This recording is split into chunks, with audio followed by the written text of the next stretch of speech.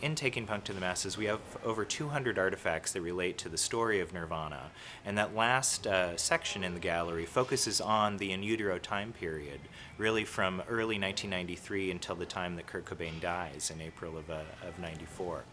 And so when the album came out, it was universally praised. I mean, it definitely was a different vibe from Nevermind, but the critics loved it, the fans loved it. It opened at #1, and it's sold 5 million copies to date.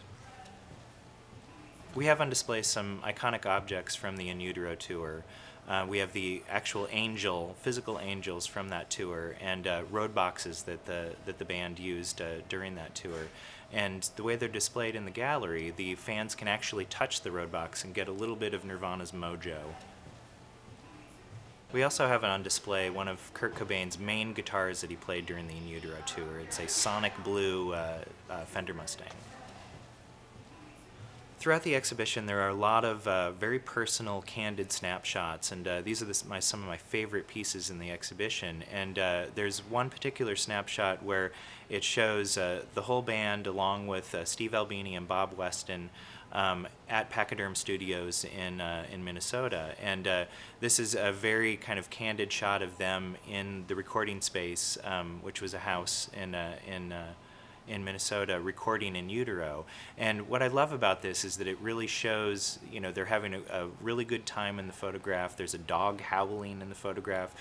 Kurt has Frances, his daughter, there, and it shows them having a really good time.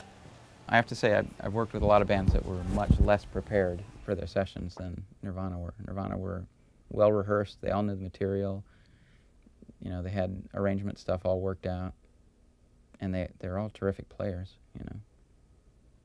The sessions went very smoothly. So the last object that you see in the gallery is the final Nirvana set list from March 1st, 1994 in Munich in Germany.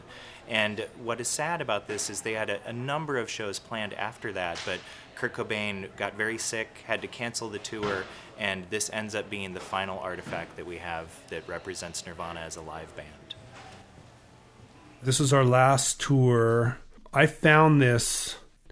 It was taped to some kind of gear and covered over with something. And then many years later, I was kind of going through some bass cabinet or something, like, oh my God, look, it's our set list. And so there it is. It's been excavated.